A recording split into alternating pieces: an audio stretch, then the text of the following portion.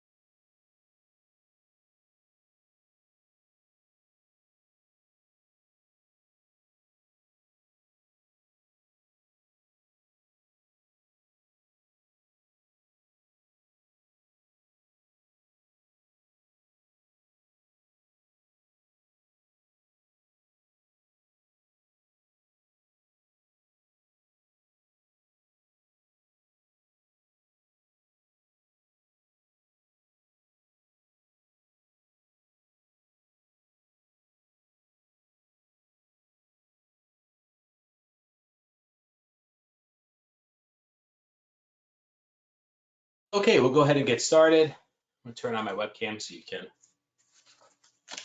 see me while we talk. There we go. So we're going to talk through a bit about growth mindset today.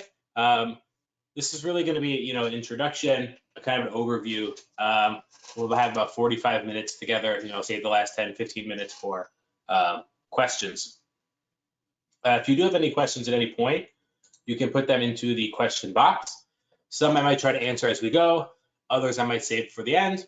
But feel free to add them in as we go. Great, let's get started.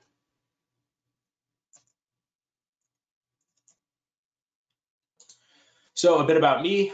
My name is Jack Kavanaugh. I'm the Director of Training and Program Development for Mentee, New York. I gotta change it. Always, sometimes it changes my name to Brenda. I am not Brenda. Let me fix that. There we go. Brenda is our CEO, who does also sometimes give these webinars. Anyway, so I'm the Director of Training and Program Development. I am based out of our Western New York office in Buffalo.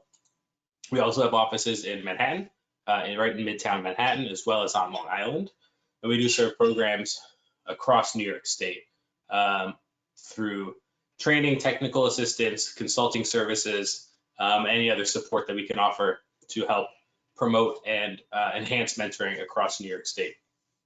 My background is in social work. I've worked with youth programs now for almost 15 years, between after school programs, summer camps, schools, other kinds of CBOs, things like that, educational access organizations, all sorts of different spaces, and worked with,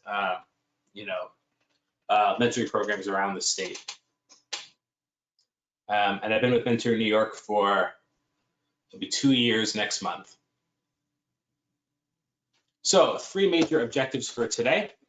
First, increase knowledge of growth mindset and its applications for mentoring relationships and programs. Second, try out some tools that can help mentors use growth mindset principles in their work with youth. We'll go over one specific activity, and then I'll point you to where you can find a lot more resources as well. And then generate practice insights that can facilitate success for mentors and programs using growth mindset. So before we get started, let's start with a quick poll. Just let me know, how familiar are you with, growth mindset? I'll give you a minute or so to answer.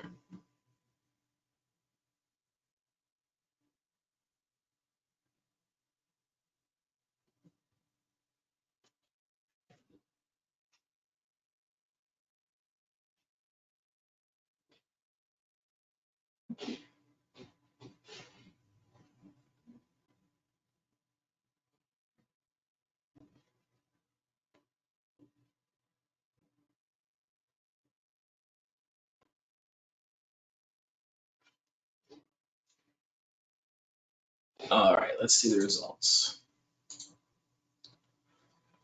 So it looks like most folks are either familiar but always trying to learn more, something you've heard of, or not too familiar. Very few experts, which is good, because I always don't like talking to people who are experts in something about the thing they're experts in. But hopefully we can all get something out of this. It's going to be a little bit more on the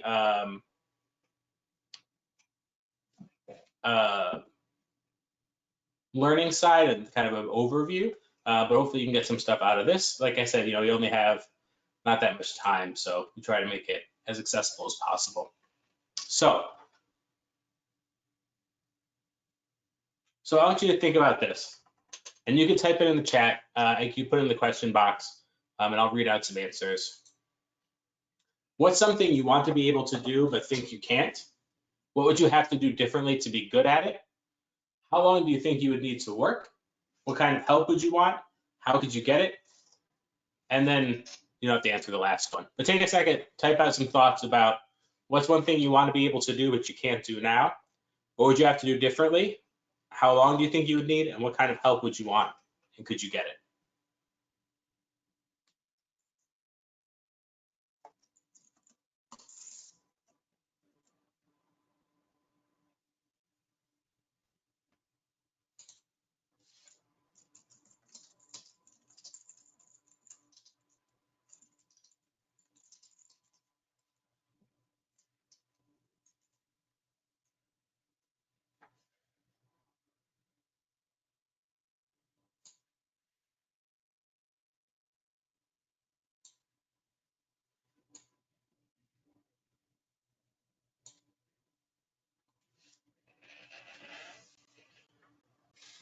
All right, let's see.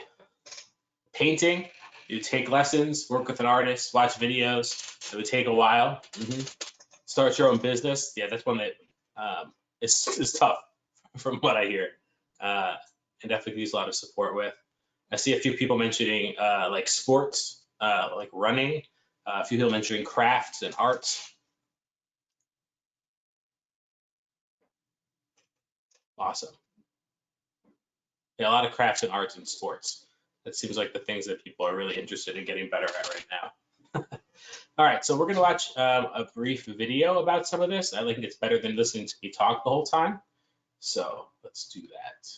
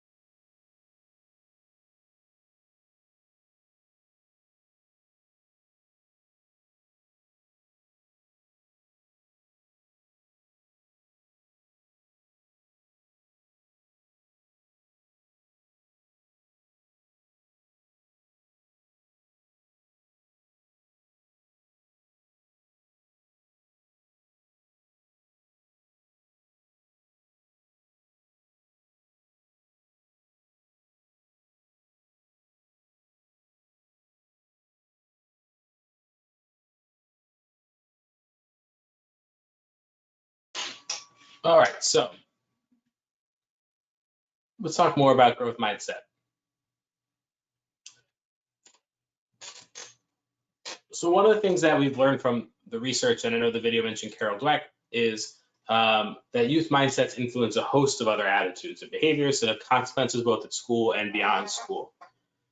So growth mindset is, not just about academic learning; it's also about social learning and how we're able to engage with each other socially, and learn hobbies and skills and any other thing that we want to be able to get better at and improve on in life. So the examples that people were given around what types of things were things that they wanted to learn, whether that's things like sports, public speaking, leadership skills. What else did people say? Arts. Arts is a really big one. I know some specifically mentioned painting, things like that. And so youth with a growth mindset specifically, they retain their confidence when faced with challenges, are more open to taking risks and going beyond their abilities, are more resilient when they make a mistake or suffer a setback, emphasize learning and their development more than showing off, cheat less, and are more interested in improving than reading the final result.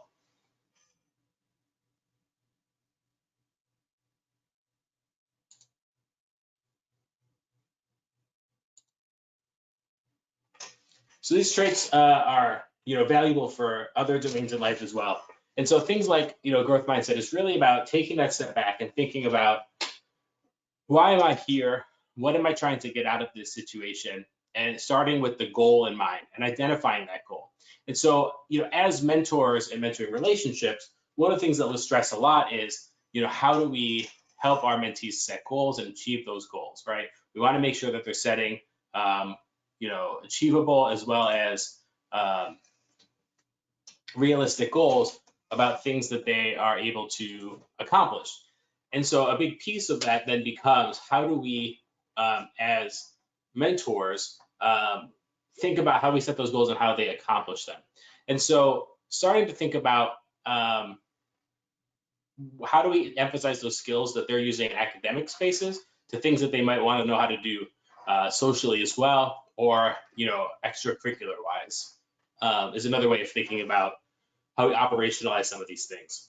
So these traits are obviously valuable in academic, but again, really thinking about how do we make them make sense, especially from a mentoring perspective, in the realms of personal relationships or workplace success, especially if we're mentoring young adults or high school students that are working. So youth tend to believe their social skills are similarly improvable beyond just the academic. They feel fewer social pressures, have less aggression and stress, are less likely to label their peers with fixed identities, for example, a bully or a loser, handle negative experiences such as bullying more effectively, work harder to improve their relationships with others, and handle conflict more easily as they recognize their adversary as being able to change. So if we're able to recognize in other people that they are able to grow and change, then it's going to change how we interact with our own social settings and deal with conflicts that arise. So this is one of the activities that we use a lot for mentoring relationships that are using growth mindset. It's something that you might be able to do as well. So I did put it in here as a handout. So if you go into there, it's just like a random string of letters, but I promise it is a document that's not a virus. But I'm also going to share the screen so we can look.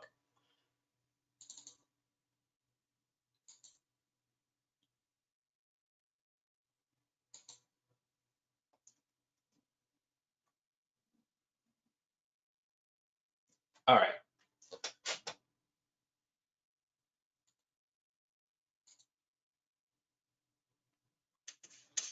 So this is what it looks like blank. And I want you to do this in the chat box. So thinking about that first thing that you said at the beginning of something that you wish you could do better. But at first, now I want you to think of something that you have gotten better at. Think about something that you've learned or succeeded at, whether that's professionally, socially, academically, whatever it was.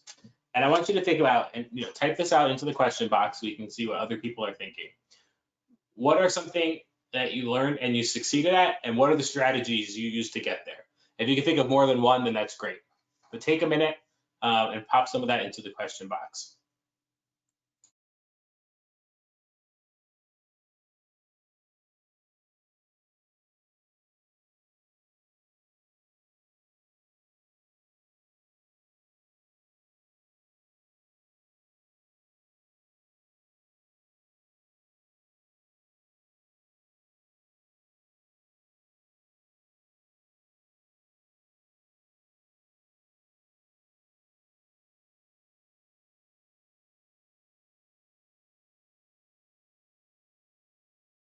So if you put in something that you've gotten better at, talk about what were the strategies that you used to get there.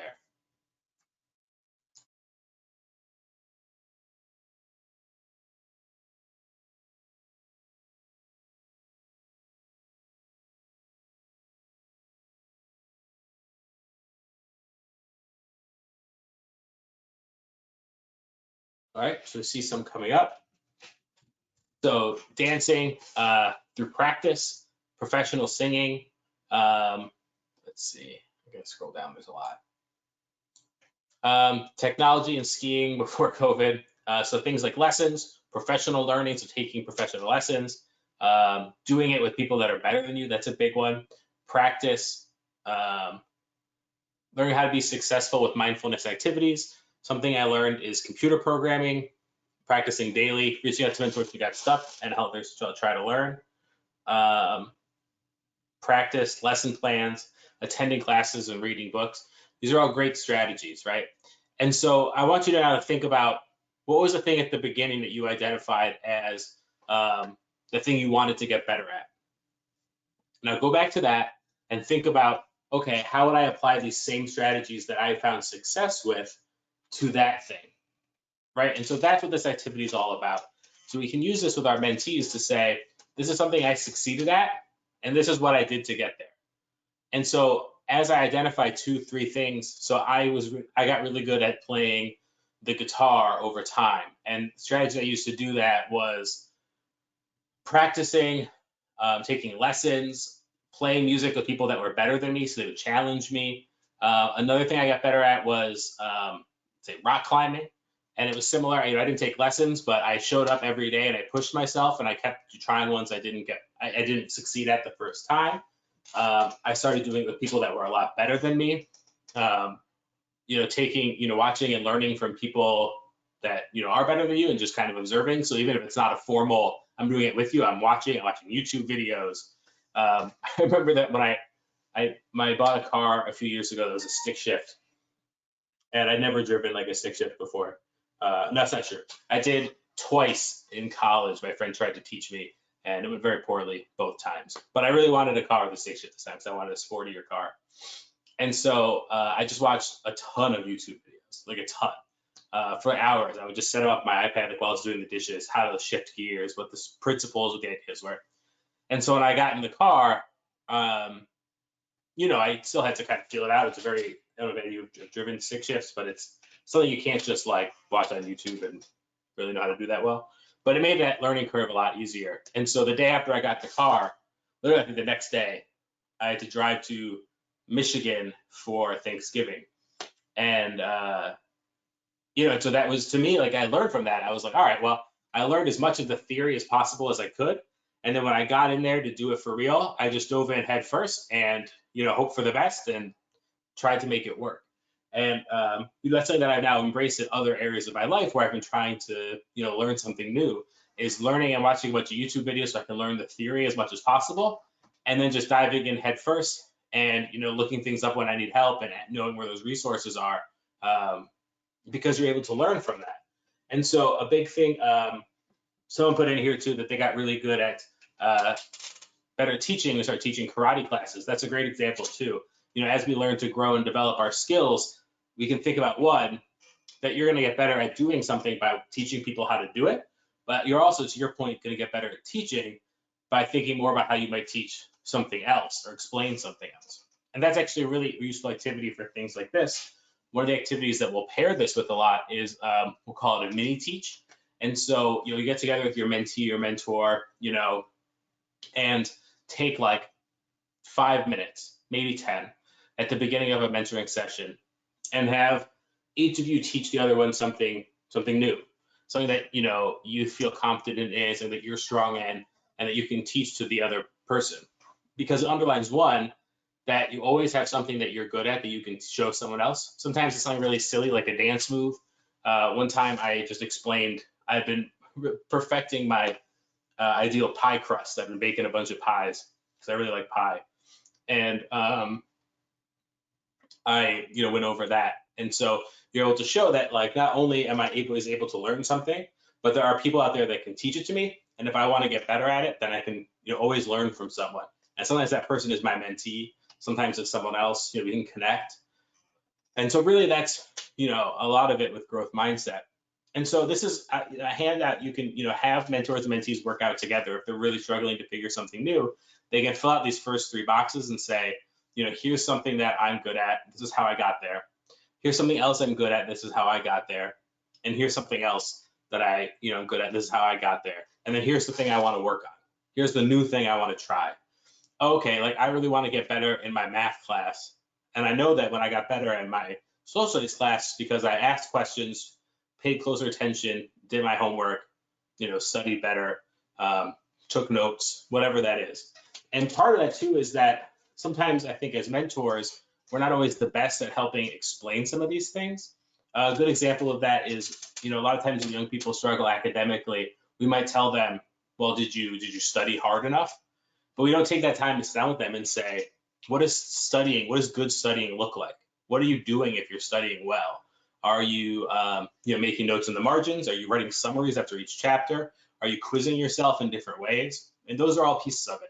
And those are those strategies that we can learn from, where if we're just telling them, well, did you study hard enough, without helping them actually make sense of what that is, then, we're not really getting in deep enough to make sure that we're doing this work properly.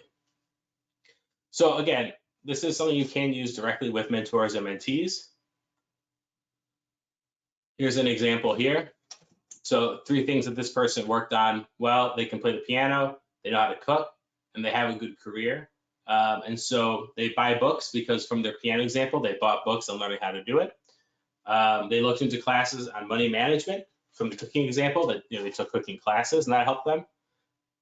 Looking for online message boards with advice. That's what they did to help them learn how to cook. Ask friends about their strategies, because that's what they did when they were able to progress in their career. And so we can think about what's worked in other spaces and apply that to the thing we want to get better at. And that's a growth mindset. I mean, that's what it is, right? It's this idea that though we have not achieved, though we have not gotten there, we'll be able to get there at some point. We just haven't got there yet. So let's do another quick, I think I said it like a second ago. I tried to be like yet when it would go to the slide with yet in big letters.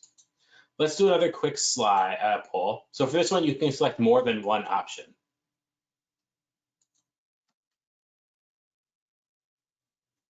So select as many as you think.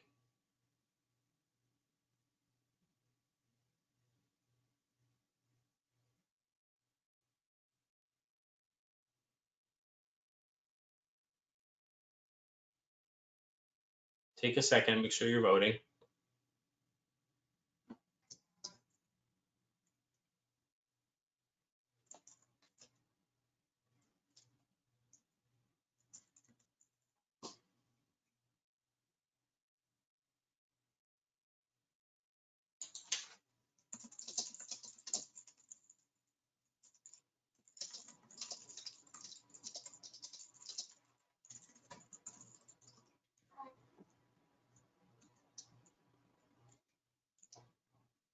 All right, take about 10 more seconds.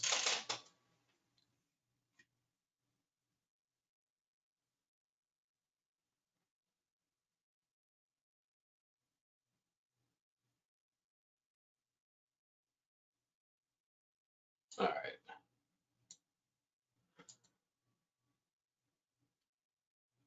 So here are the, let me pull, it's super small on my camera. I mean, on my screen.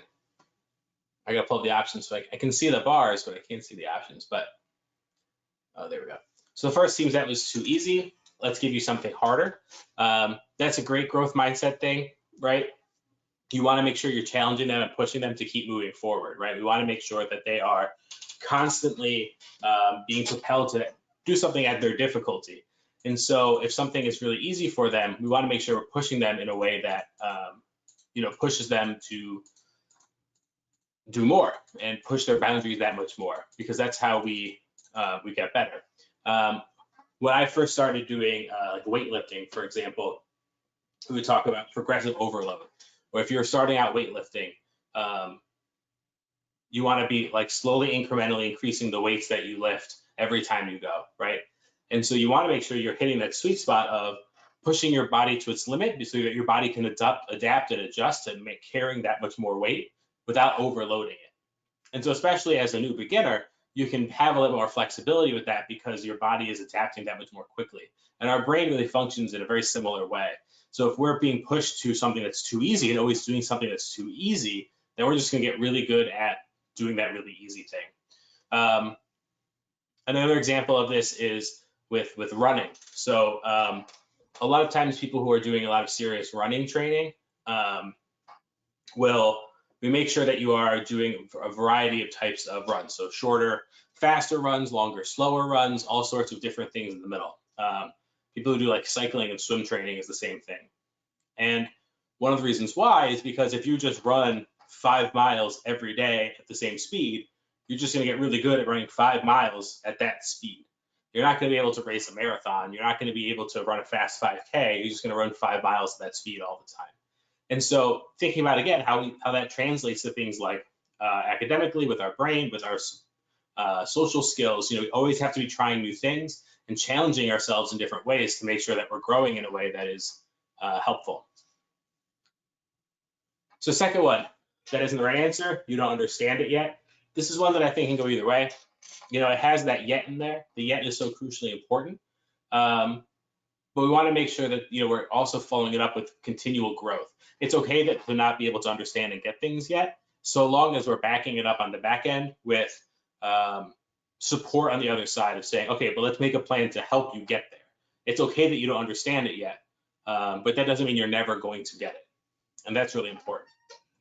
You are so smart. This is the only one on here that I think is really in that fixed mindset area, because it's talking about intelligence as a static thing, right? You are so smart, not you did really well at this activity, or you achieved this. It's about taking away the power of intelligence as a static attribute. It's not just something that some people have and other people don't. It's something that can be grown and developed over time. And so if we as mentors are going to talk to our mentees and we're talking about them being smart or someone else being smart as though it's just this unattainable thing you're born with, then that's not helpful for those young people who are struggling more academically, right? And so that's a really important way we use our language and the lessons that we show them about what we believe through our language. I know it was hard, but look how your effort paid off. This is great. Really rewarding them for seeing, you worked hard. This is the effort that you put in. Look at what you got out of it. You pushed yourself, and look how it paid off. You got what you needed because you worked hard. And then the follow-up to that is then let's reflect on how you got there and use that to make the plan for next time. And lastly, she'll get it. She's working on it and making progress. Again, a lot of you were, spot on with that. We really want to make sure that we're emphasizing that people are making progress, they're working on it, they're getting there, and they'll get there at some point. Just because you mess up the first time or don't get it the first time doesn't mean that you never will. So let's talk about yet. There we go. So think about, when we're talking to mentees, we're talking to young people, what are some of those statements that we might hear from them? I don't know how to do this assignment. I'm not good at math. I don't have the grades to get into college. I can't kick the soccer ball from the corner. I don't know how to get a date from prom. I can't only eat one cookie. I can't go to sleep without smoking pot. I can't learn to solve problems with words instead of fighting. I can't get organized. And we want to make sure that we are able to think about how we add the yet to that, right? We'll add yet, and we'll say, let's figure out how to do it together. So I don't know how to do this assignment yet. Let's figure out how to do it together. I'm not good at math yet. Let's figure out what to do together. I can't get organized yet. Let's figure out what to do together. And this is where the mentoring relationship comes in, is so crucial, that we bring in these young people and we say,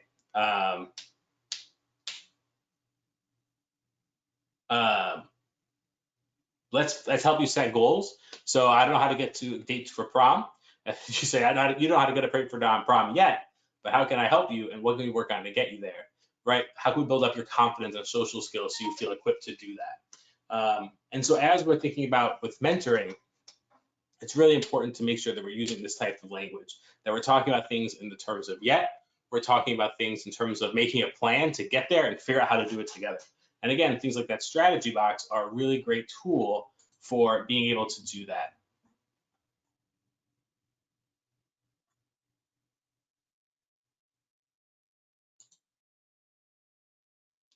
Next slide. And so the crux of when this stuff really comes in is when mentees make mistakes or they fail at something. So we want to make sure we're thinking of two specific things whenever that happens. First, mistakes are inevitable if you're doing something worthwhile. If you are already good at it, then there'd be no point in trying. I remember when I was in graduate school, we had this assignment where we had to record a video of ourselves doing a role play around doing it was in training for social work, so it was counseling. So how do we do counseling skills? And I just I remember doing it and closing it and just being like, oh my God, that was the worst thing I've ever done in my entire life. And our professor was like, yeah, we're gonna watch all of them, the whole class. We're gonna watch everyone's at the end of the school year. Felicia forgot to do that at the end of the year. But I was about to have a heart attack, and I emailed her and I was like, hey, can I talk to you about this assignment? It was really I had really struggled with it, and I would love to get some specific feedback from you. And I went in there ready to be like, I don't know if this program is right for me. I don't know if I'm cut out for this. I did terrible. And she just looked at me and she says, oh, this is one of those conversations. Listen, this happens to at least one student every year. If you are already good at it, why would you be in school to get better at it? And thinking about if you fail or you don't do a good job at the very first assignment, then why are you here if you're not willing to then accept that failure and move on instead of just saying I don't think this is right for me? And that's that growth mindset, right? That mistakes are inevitable if you're doing something worthwhile, because we always should be pushing ourselves to grow and do something better. And so we can avoid mistakes if we never try anything difficult. But world-class performers, professional athletes always made mistakes when they were learning, and they still make mistakes. I remember going to basketball camp when I was a kid at Buff State here in Buffalo, and they would show us a video of famous NBA players making mistakes, bonehead mistakes in a game. And there'd be videos of them messing up dunks or just completely airballing shots, and if we always see the highlights in ESPN or now on YouTube, you're not getting the whole picture. And so mistakes don't make us bad or different or not worth, continuing to try. It's part of the process. And second, mistakes are not just inevitable side effects, but they're clues for learning. And so, Michael Jordan once lost a game-winning jump shot, and so spent hours that evening, instead of, leaving and going home and feeling like I can't do this, he spent, hours that same night just practicing those shots. And so a mistake is a gift of feedback. So thinking about it as,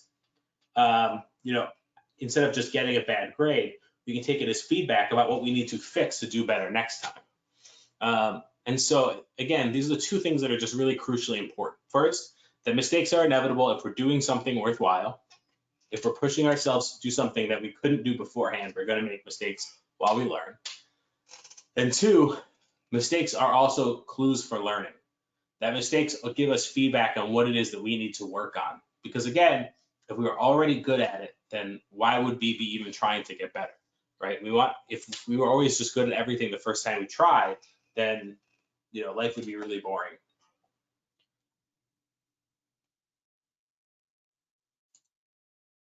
So the last thing I'm going to show you is a really great toolkit that you can use yourself or with your mentors as well. And it's a great resource to go from here.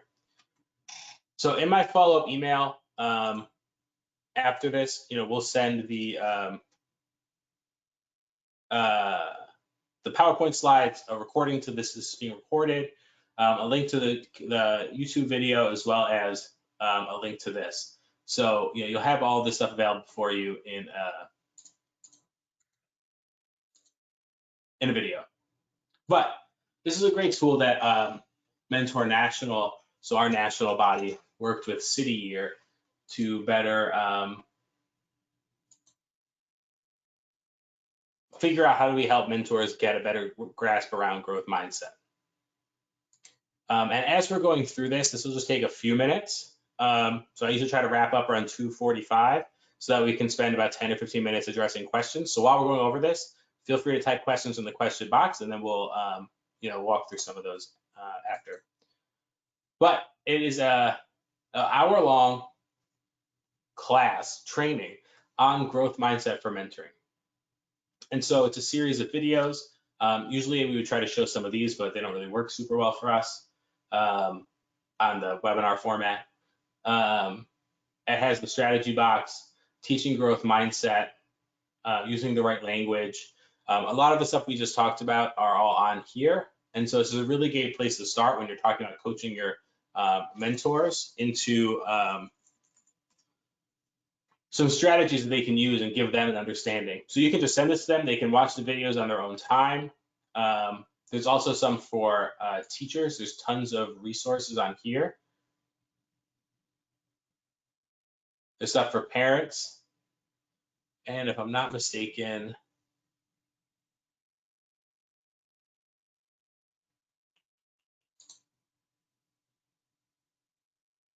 there's also, I'm trying to see where the link is, but I'll see if I can figure out. But this is another web page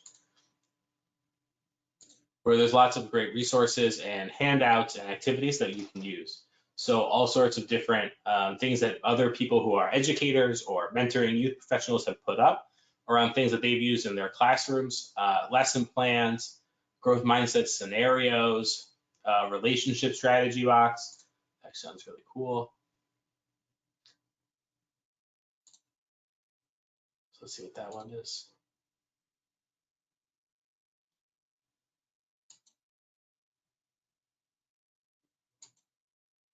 So you can think about a growth mindset and how we do that for relationships. So, you can think back on people that you had strong relationships with, what they did to make it strong, and then strategies that they can use around that. So again, using that strategy box in other aspects of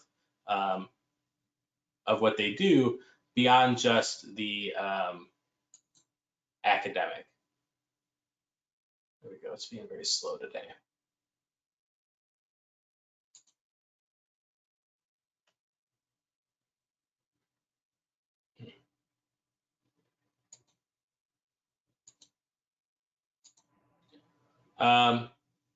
So I'll make sure we send that to you guys as well, so you have access to all of these.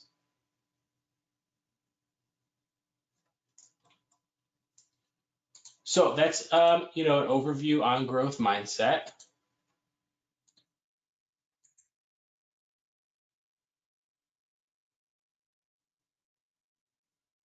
Go to the last slide that has our contact information as well. So in our email, you'll also get some tools and tips for us and how to work with us more in the future. We also do a lot of initiatives and individual consulting with programs. So if you're thinking about different ways that you can better operationalize this in your programs, what are other things that you're thinking, how do you do training for specifically your mentors or staff or whatever around these types of concepts, then that's something we can definitely help you develop and work on. And so if you do have any questions about that, please let me know. And again, if anyone has any specific questions about your program, now is the time to stick those in the question box adjacent to the screen.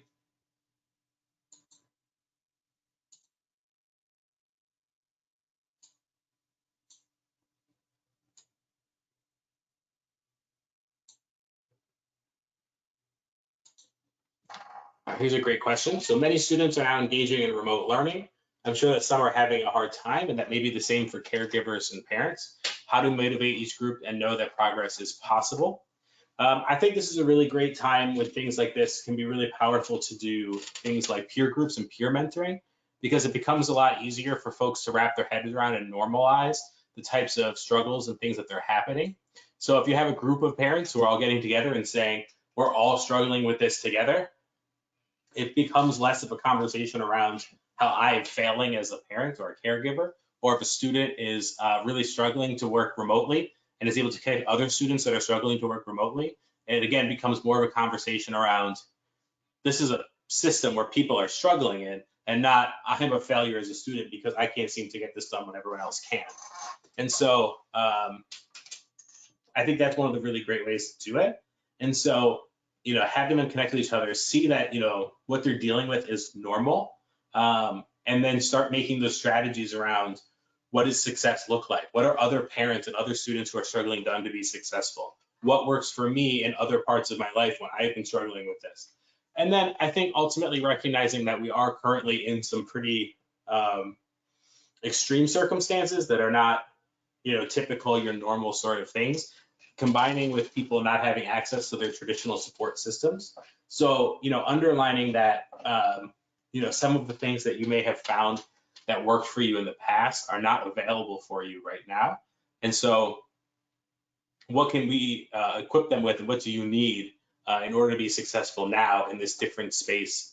And so again, connecting with other people who've been successful, who've managed this, is going to be really helpful.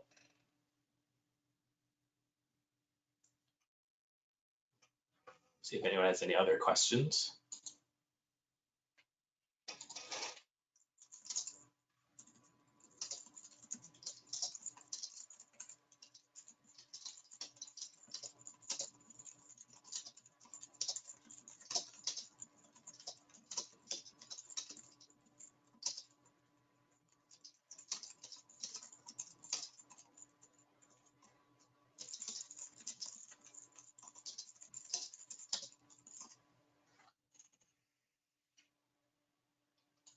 All right, well, we'll leave it there then for today. If you do think of any other questions or things that come up, feel free to reach out, feel free to ask. We're always a resource for you if you have specific things that you're dealing with in your program. We're always just a phone call or an email away. I hope you have a great rest of your week. I appreciate you taking some of the time out on this Wednesday to spend with me. We'll be doing another webinar next week on Wednesday. Let's see which one it is.